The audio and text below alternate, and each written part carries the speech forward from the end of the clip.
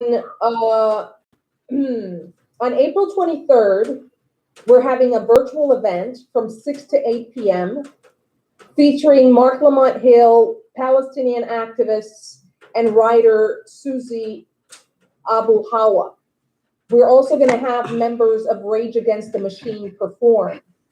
And this is going to be a fundraiser. This is all part of a celebration of Mumia's life because the movement gathers on April 24th and that weekend to celebrate his birthday, which is on April 24th. Then on April 24th itself, we're going to have a rally at City Hall, again, recognizing Mumia's birthday, featuring M1 of Dead Prez, Chairman Fred Hampton Jr., Immortal Technique, and there are going to be buses and caravans coming from New Jersey, New York City, DC, Maryland, and Virginia. And that event begins at 2 p.m. in the streets, rally in front of Philadelphia City Hall. And then on April 25th, we're having a Maroon Shoats dedication from 8 a.m. to 1 p.m. And Russell Maroon Shoats is a Black political prisoner, also housed in Pennsylvania prisons. And that's going to be at Maroon Garden in West Philly. And it's going to be followed by a march to Malcolm X Park. And the event at Malcolm X Park is from 1 to 4 p.m. And you can find information about all of this at letmumiaout.com. letmumiaout.com. So we've got a full weekend of protest, celebration, and resistance. And everyone and their mother is going to be there. And we ask people to join us, but also join us most immediately at 4 p.m. when you are going to get the skinny on Mumia's situation and what he, his family, and the movement underwent in the last week. Yeah, definitely. Thank you for that. And it looks like it's about to be up in Philly pretty next week. It's about to be a hot weekend in a couple of days. So I look like I will definitely be heading up to that joint for sure, and look forward to seeing whoever's up there with us. Speaking of that point, though, I have one question. I know, Kalonji, you have a lot of experience with this. One of the things that's actually happening right now is just sort of selfishly, is my hip hop class is joining us, or should be. And I do like to point out to them some of what you all have raised, and in terms of Johanna, even talked about some of the folks that you have coming out on that weekend. It certainly, for some of us, brings back a lot of memories of what used to be for a time, Kalonji, called hip hop activism. So I can't help but laugh every time I struggle with that phrase. But yeah, I know, yeah. But hip hop has been a lot, has had a lot to do with promoting Mumia and other political prisoners' cases, despite a lot of the bad rap, pun intended, that hip hop has gotten over the years. I'd be interested, Johanna. I know you probably on the clock more than anybody, but if before you leave, if you want to say a word about that, and then anything else, as I know you have to get ready to leave. But about hip hop activism. Yeah, about the rap world's involvement in supporting Mumia and political prisoners. Well, I think the broader question is, what is the relationship between art and struggle? And what leads to struggle, always, struggle and revolution create the conditions within which the most creative, piercing, emotional, meaningful art, music is produced. So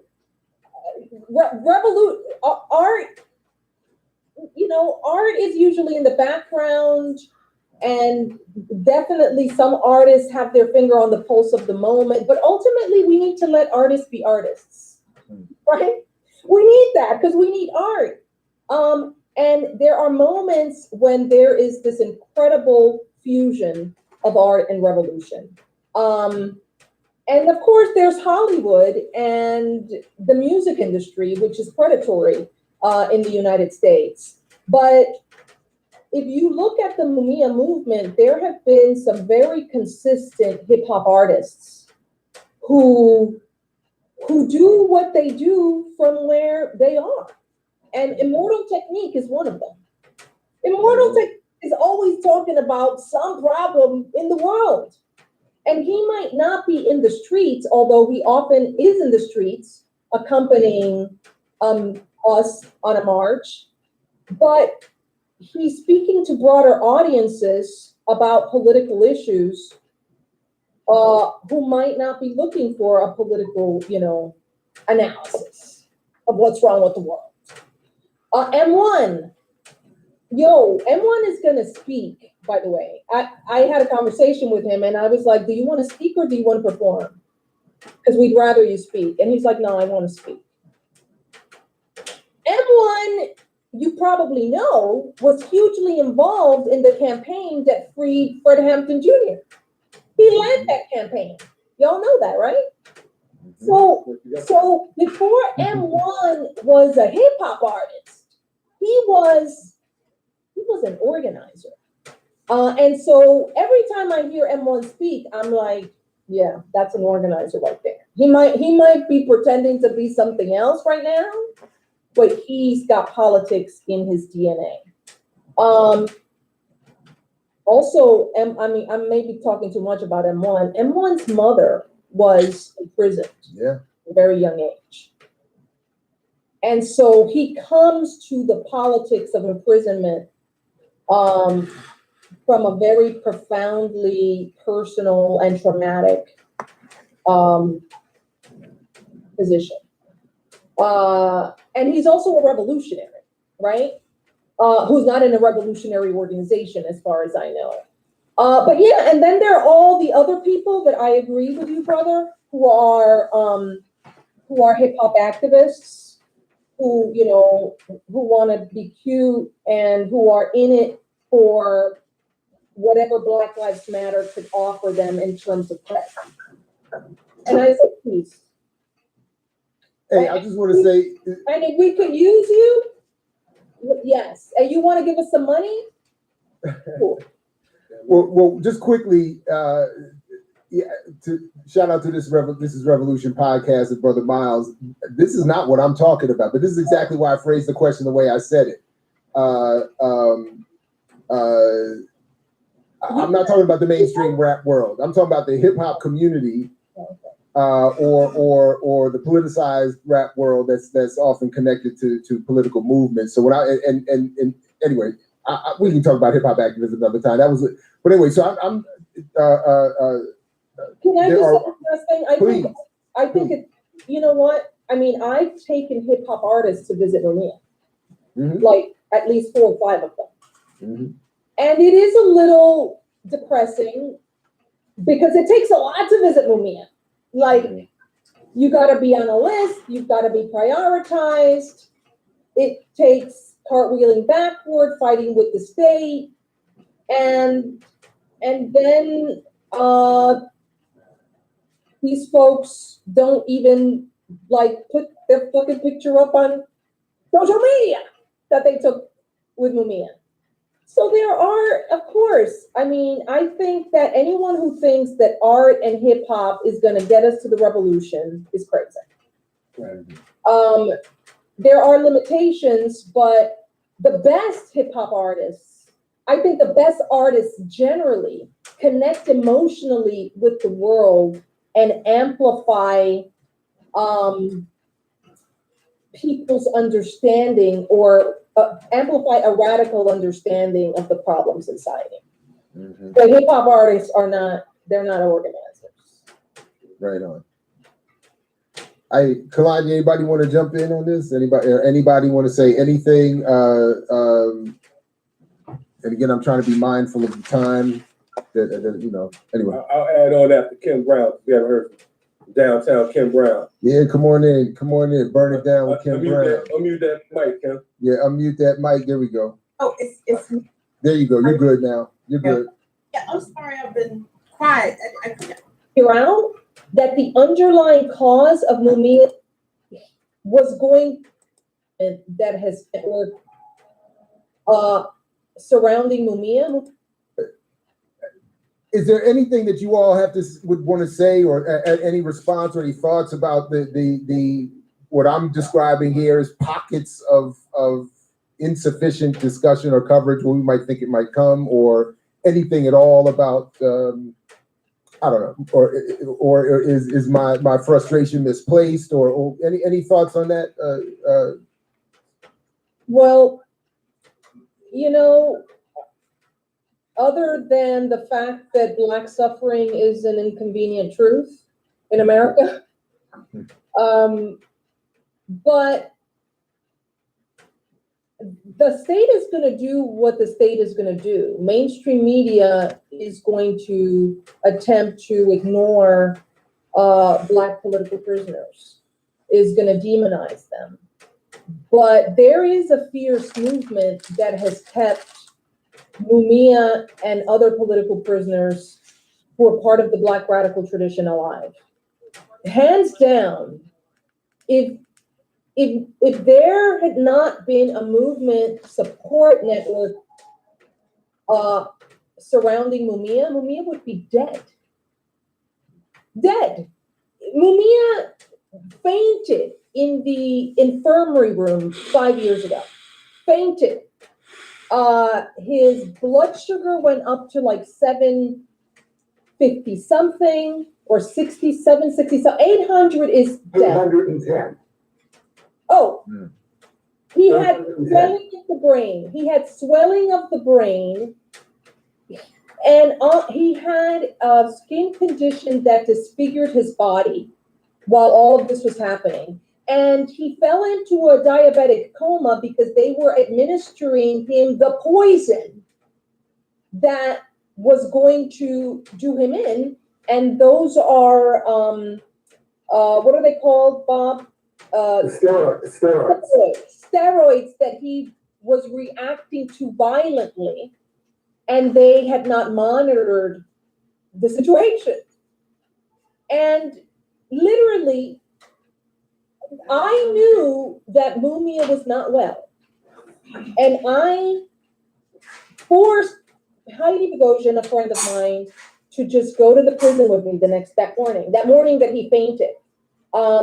And that same day, there was a court hearing around Mumia's case happening 2 counties down, and immediately we called Pam Africa, and Pam Africa's like, all right, we're leaving the court and we're going to the site where Mumia was probably hospitalized. And he stayed in the hospital for, I think, a week or 2. And it took a movement doctor to figure out that the underlying cause of Mumia's health problems was hepatitis C. We figured it out. He had been in the hospital, and we figured this out. And then we sued the Department of Corrections to get him the cure, because in the United States, the cure for hepatitis C costs approximately $100,000. So no prison wants to lay out $100,000 to cure a prisoner, 700,000 of whom have hepatitis C, which is a deadly disease in American prisons.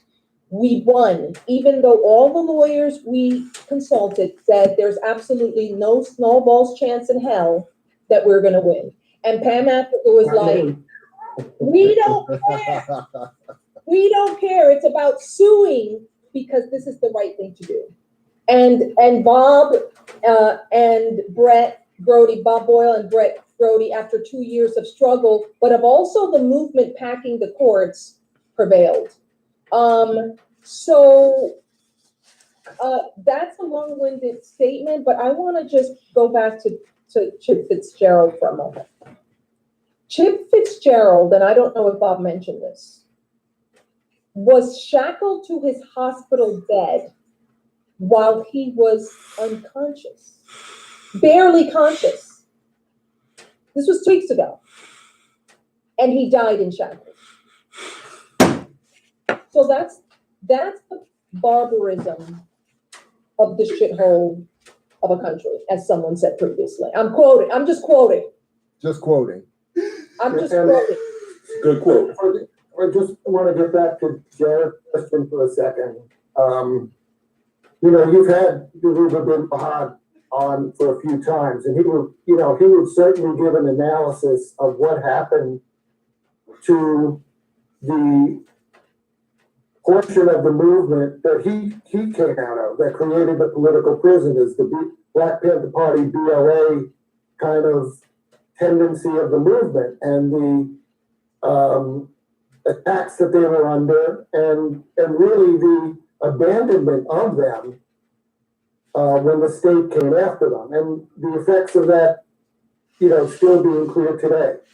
And I think that's in part can account for, some of the lack of support for political prisoners.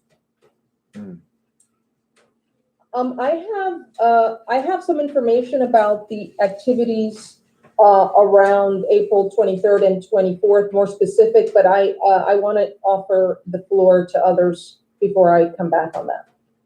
Okay, Sophia, did you want to respond to any of that or add anything? Yeah, I definitely agree with everything that has been said. I mean, Johanna laid out that time in 2015 when, again, a movement saved Mumia, and Mumia was literally on his deathbed.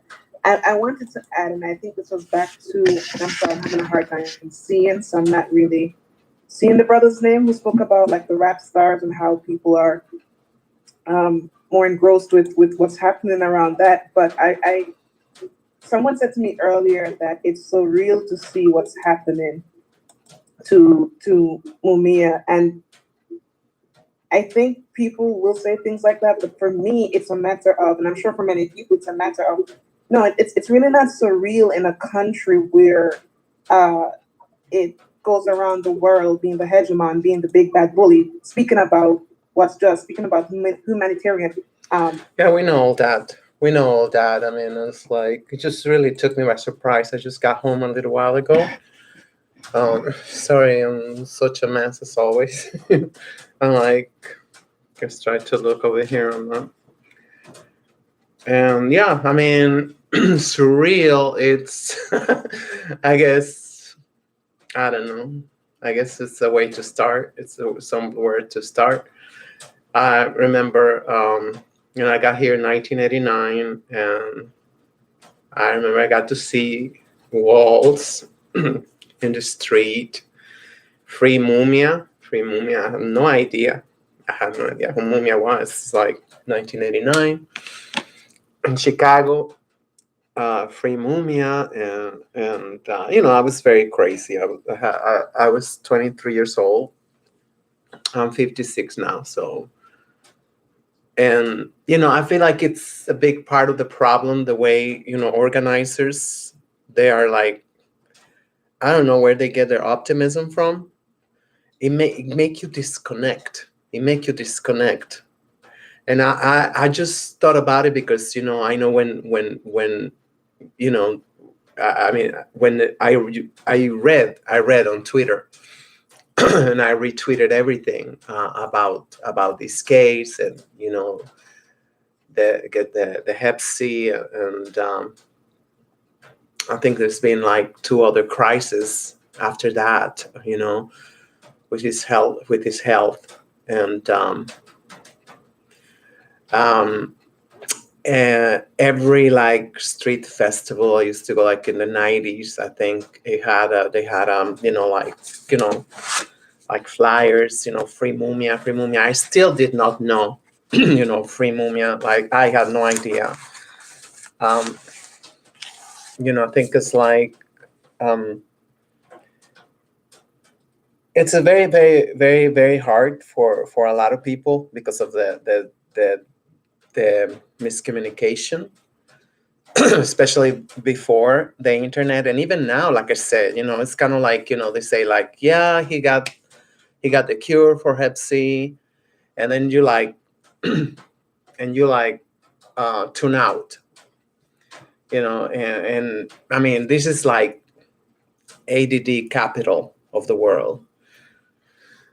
So I think we need to do a better job at communicating, without being optimistic. Like, the gentleman who just died, I ignored that part about the Chacos, like, because when they tweet, because I mean, sometimes that's all they do, and they can tweet, they went to college, whatever, they can like whatever, and just don't, I mean, like some detail like that, and of course, I have,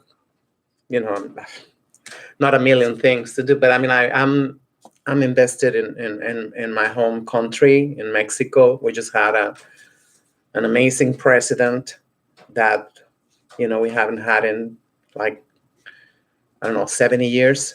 We haven't had a good president that we elect. Most of our presidents was like, agents that changed the constitution and gave everything, or soil, or even the Gulf of Mexico. Obama took almost half of the Gulf of Mexico, concessioned, I think, for 100 years. I mean, this is something that our African American brothers and sisters, they tend to not divide. That's divisive. That's like whatever. And it's like, even when, amazing, master teachers like Dr. John Henry Clark, I mean, I think all of them, they agree that Africa, is where it's at because of the biracial class. And I even hear now that even in Haiti, that, oh my God, no, the biracials, there was not, they helped the freedom revolution. And, I think if you read the Black Jacobins, which I haven't finished reading, I think I like get the idea. I mean, like, it was really pissed off because it was like extremely wealthy, the biracials. There was like, and there was outrage that they wasn't having full white privilege. That was it was fighting for. And it's always like the humongous, fuchsia elephant in the living room that, I mean, I'm angry that, I cannot believe, I mean, like 1989, it's like more than 30 years. And I think like every 10 years, I tune in and tune out, tune in, tune out. I feel like the organizing campaign's been kind of like, I mean,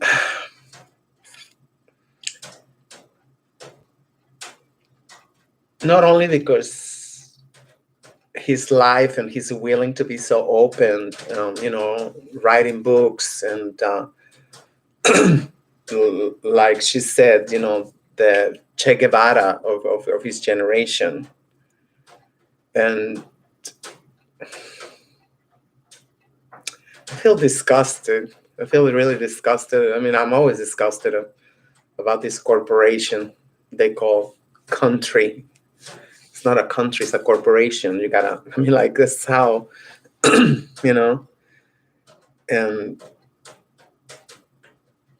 not once, I think, they denounce, this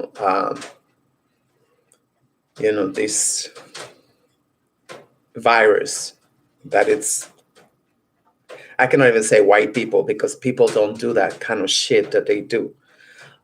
It's obvious that they're determined to have, like, that the other gentleman, which I did not even ever heard of, as far as I hear. I mean,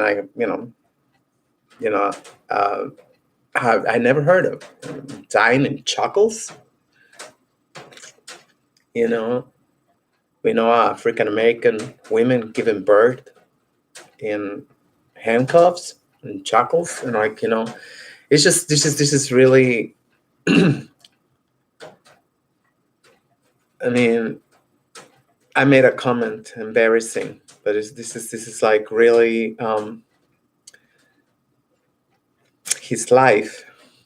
It's a constant reminder of we are scum of society.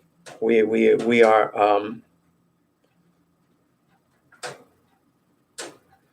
there's nothing we can say that be optimistic about when we have Black leaders like Mr. Mumia. I mean, but this is I mean, like the Honorable Malcolm X, warned a million times saying, beware of the white liberals that they seem to love. I didn't know there was a white guy over there. I mean, I'm like, I have friends that, nobody know unless they know their mother or, whatever, that they're African Americans, right? So I thought it's like, I mean, if I was that guy, I don't know who that is, I would be like embarrassed. I will say, first of all, guess what? I'm not gonna show my face. I'm like, how can you show your face and like to say like, oh, it's not all white. It's always like, not all white, not all white, not all whites. Like Dr. Khalid Abdul Mohammed used to say, like, African Americans are supposed to go into a snake pit that it's America, just trying to figure out which snake is not venomous, which is not, and this is the game for the past 400 years. This is the sick, perverted game that, like, I know it's not perhaps all about Mr. Mumia, but it's just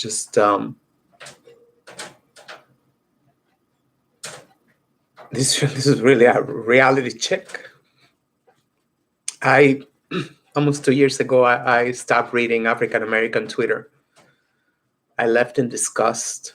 I left in, like so much perversion, so much sickness, and not even, I don't know how you say that, the slightest will to get help and get better. Never, never. We see African Americans all over the streets, all over the subway, pushing, the liquid, become the face of everything disgusting. We saw an hour and a half tribute to Megan Stallion, of all bitches. I'm sorry, I apologizing to the bitches.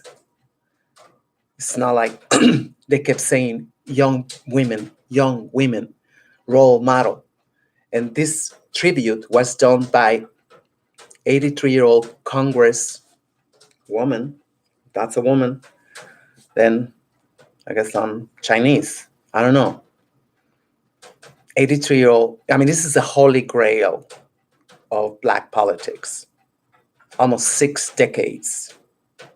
The same time. How many times Maxine Waters been outspoken about this?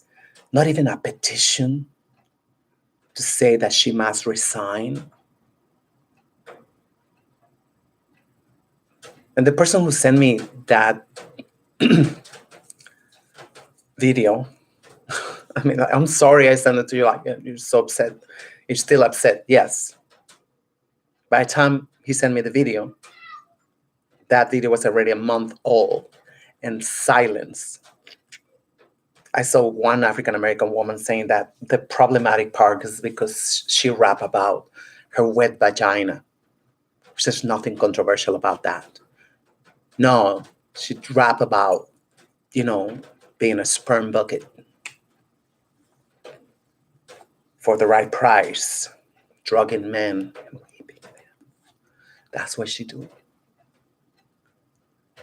And her number one audience are little babies. I wasn't talking about that. I'm like, I don't know what happened to everybody's moral compass. I don't know where they're saving their outrage for.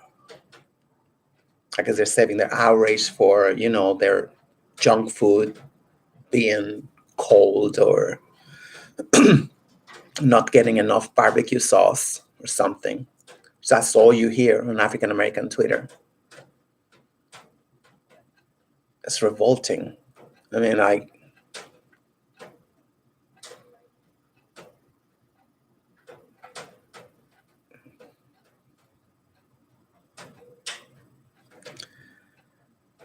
it's. I mean, I don't know. I just keep getting those flashbacks. All these festivals, always like stickers, palm cards, booklets. Signing mailing lists. And all this. Almost 35 years that it's like. I'm just saying, like we are disgusting people. We are like really, I mean, it really don't take that much to do Twitter storms and everything, but there's no one like willing to organize. I mean, like I've seen great initiatives, since I'm on Twitter. I guess it's been like 11 years, 12 years, I don't know. I've seen in not even a retweet. I don't know if I played or not. I'm sorry. I'm very like that part. I mean, she said at one point that I think she said it again. I don't know because I just watch it back to back. But obviously, the second time I was, broadcasting it, and that these artists, these sellouts, these devils, don't even publish the picture they take with Mr. Mumia.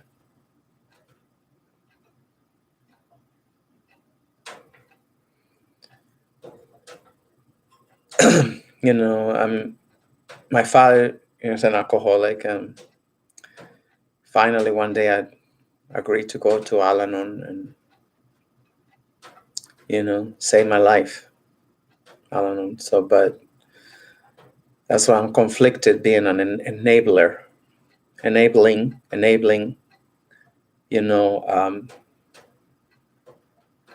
this behavior, enabling this. I mean, like,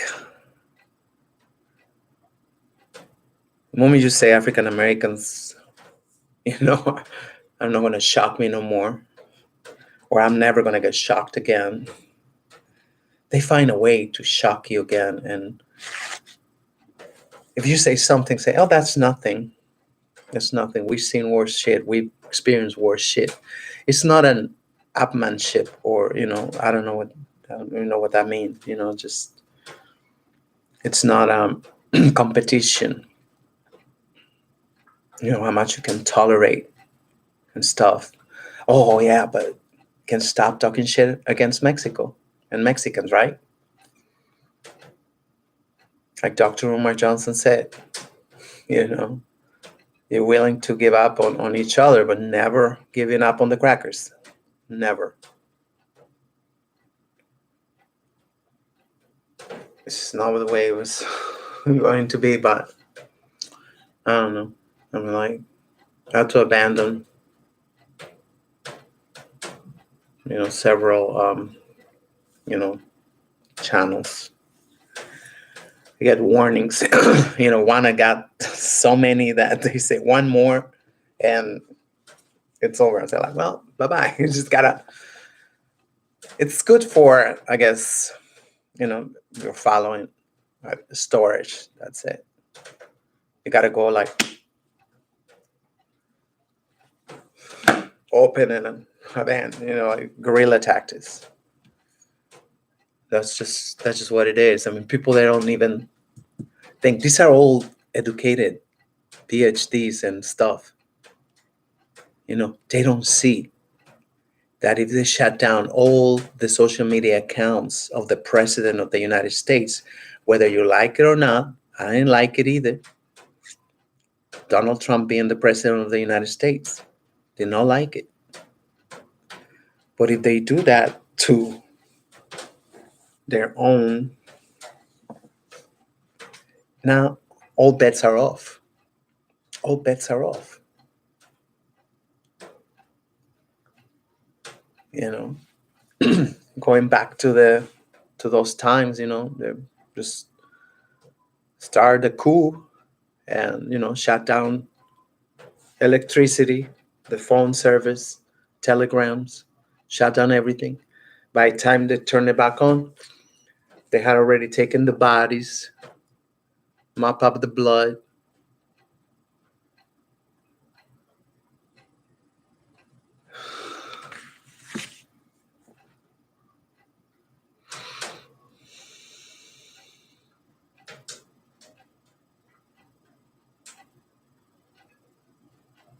And we're neighbors. Neighbors. Worst curse ever. Having a neighbor so disgusting and filthy and loud, obnoxious, putrefact, immoral. Talking shit. How dare you talk shit up against Mexico? How dare you? We abolished slavery 25 years before your slave master did, that you love so much. We're doing great things. You cannot wait to sabotage. You cannot wait. I hear every day Jason Black, Professor Black Truth, always like, you know, talking shit. Like, you don't even know. You know, like, yeah, why don't you stay in your country? It's so great. Well, if your slave master stopped bombing us and stop, you know, killing our leaders, imagine if that's what they do to us. And we got land. We got lots of land. Imagine what they're going to do to you. They got no land. Nothing. Only twerking. You're going to defend yourselves twerking? I'm sorry, you have to be brutal. See, most of your women not worth $1. I'm sorry to say that. I'm like, fuck it, another channel going, fuck it, I don't care. This one is, I open March 21st. I don't think it's going to make it to April 21st anyway, but I don't care. I got to say this, somebody might hear it. I speak what I see. It's not the truth, but this is what I see. I don't lie. This is what I see. What I see is shit. Mierda. Mucha mierda.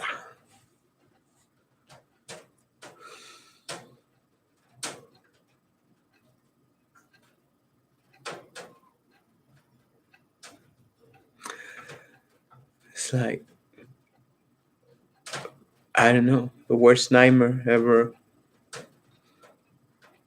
In Mr. Mumia's times, when he was free,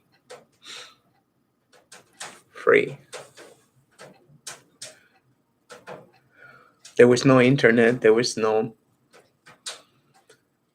whatever, even a conference call was so expensive. Now we got to do just a retweet, you know, not even that. You don't see that. We don't see just how gone we are. Just look up in the sky. Freaking graffiti. Crackers say they hate graffiti. So why they do graffiti in the sky? Oh, we let them say whatever shit they want to say.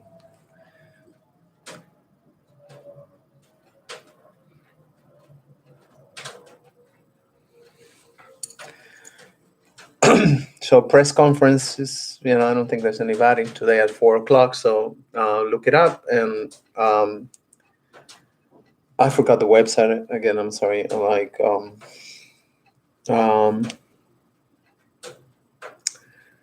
but it probably will come out if you do a good search. You do a good search. I think it's free. letmumiaout.com. I think I remember. It's like, of my memories. It's like, We have elections coming up. More than, I don't know, 70% of the candidates are women, bad wenches, ready to sell out. They have this movement that Bronx is not for sale, led by lesbians. Now they just spread their legs. Gone. They've been building a mall right on the corner of Grand Concourse and Fordham. Looked like a big mall. I can't believe I was just there waiting for the bus. I was like looking in it like it started less than a month ago. They already got the windows. They already got everything. The whole block. And I see another block is already emptied out. Like 2 blocks later on Grand Street, right? The aqueduct, right before the aqueduct park. And that's it. I see all those spaces emptied out. Now another one. I see all 170th Street, Jerome Avenue, Mount Eden, luxury condominiums. Is like everything. When we can do it, like, oh, you got to do this. You don't even have to, just retweet, take a video, send it to your friends. Imagine if we all send it to, 20, 50 friends all over the country. This is what's happening. This is control opposition. We just saw Patrisse Cullors. She was exposed. She went on a shopping binging real estate for her lesbian lovers. I mean, like, so disgusting.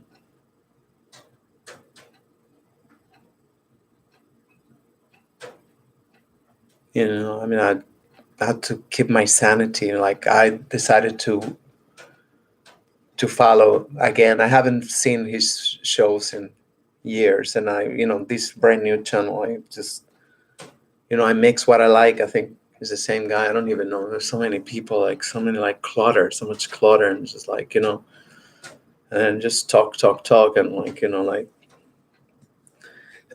people that just like watch things like it's a soap opera, not like it's actually happening in real time. We don't know the difference no more. What's information, because the brain just archives it like, oh yeah, information, check. Yeah, we know this.